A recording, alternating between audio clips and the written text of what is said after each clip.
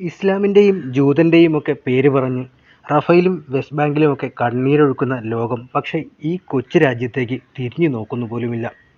ആഭ്യന്തര കലാപം തുടരുന്ന സുഡാനിൽ മാനുഷിക സഹായം എത്തുന്നത് തടഞ്ഞാൽ അതിഭീകരമായ പട്ടിണിയിലേക്ക് രാജ്യം നീങ്ങുമെന്ന മുന്നറിയിപ്പുമായി അന്താരാഷ്ട്ര മാനുഷിക സംഘടനകൾ രംഗത്തു വന്നിരിക്കുകയാണ്. 19 അന്താരാഷ്ട്ര മാനുഷിക സംഘടനകളുടെ തലവന്മാർ ഒപ്പുവെച്ച സംയുക്ത പ്രസ്താവനയിലാണ് അതിരൂക്ഷമായ പട്ടിണിയിലേക്ക് രാജ്യത്തെ തള്ളിവിടുന്നതെന്ന് മുന്നറിയിപ്പ് നൽകിയിരിക്കുന്നത്. ഇതിൽ 12 UN സംഘടനകളാണെന്നും അന്താരാഷ്ട്ര മാധ്യമങ്ങൾ റിപ്പോർട്ട് പുറത്തുവരുന്നുണ്ട്. അടിയന്തര സഹായം എത്തുന്നത് തടഞ്ഞാൽ പട്ടിണി മൂലം കൂടുതൽ ആളുകൾ മരിച്ചു വീഴുമെന്ന് മാനുഷിക സംഘടനകളുടെ തലവന്മാർ അവരുടെ പ്രസ്താവനയിൽ മുന്നറിയിപ്പ് നൽകിയിട്ടുണ്ട്. അതിനാൽ സിവിലിയന്മാരെ സംരക്ഷിക്കണമെന്നും അടിയന്തര സഹായം വിതരണം സുഗമമാക്കണമെന്നും അടിയന്തരമായി വെടിനിർത്തൽ കൊണ്ടുവരണമെന്നും സംഘടനകൾ മുന്നറിയിപ്പ് നൽകുന്നുണ്ട്.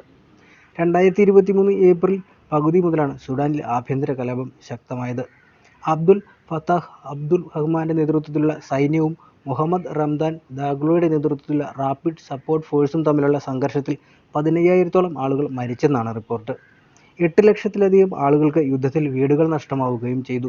രാജ്യത്താകെ കടുത്ത പട്ടിണി പ്രാപിക്കാൻ സാധ്യതയുണ്ടെന്നും ജനീവയിൽ നടന്ന പത്രസമ്മേളനത്തിൽ UN aid coordination office OCHA വക്താവ് ജെൻസ് ലാർക്കെ പറയുകയുണ്ടായി. യുദ്ധവും പട്ടിണിയും മൂലം ഇനിയും നിരവധി ആളുകൾ രാജ്യത്ത് നിന്ന് പലായനം ചെയ്യുമെന്നും കുട്ടികൾ പോഷകാഹാരക്കുറവ് മൂലം കഷ്ടപ്പെടാൻ സാധ്യതയുണ്ടെന്നും അദ്ദേഹം കൂട്ടിച്ചേർത്തിട്ടുണ്ട്. സുഡാനിൽ 18 ദശലക്ഷം ആളുകൾ നിലവിൽ കടുത്ത പട്ടിണി അഭിമുഖീകരിക്കുന്നുണ്ടെന്നും 3.6 ദശലക്ഷം കുട്ടികൾക്ക് പോഷകാഹാരക്കുറവുണ്ടെന്നും UN റിപ്പോർട്ടിൽ പറയുന്നുണ്ട്. യുദ്ധത്തിൽ ഏറ്റവും കൂടുതൽ ബുദ്ധിമുട്ടനുഭവിക്കുന്നതും സ്ത്രീകളാണ്.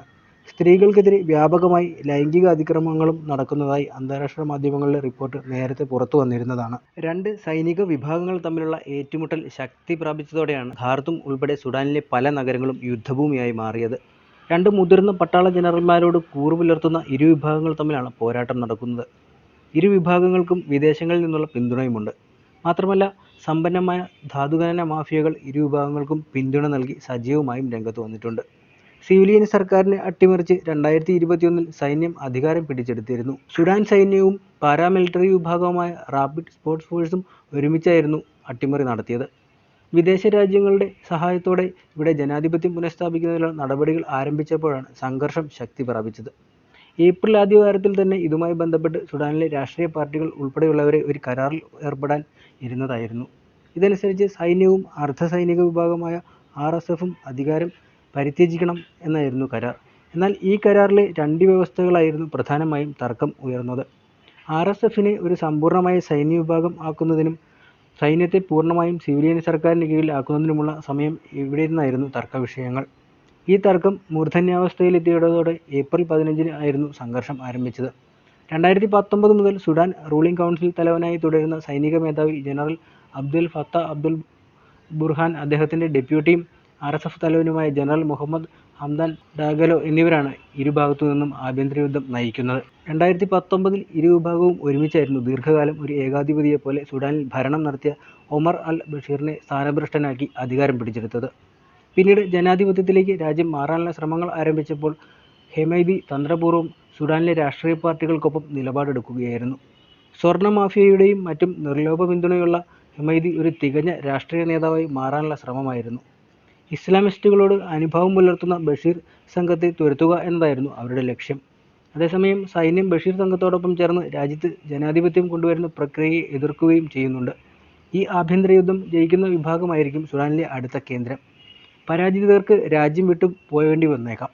നാട്ടിൽ തന്നെ തങ്ങി വിവിധ ശിക്ഷകൾ ഏറ്റുവാങ്ങുകയോ ചെയ്യേണ്ടതായും വരുന്നുണ്ട്.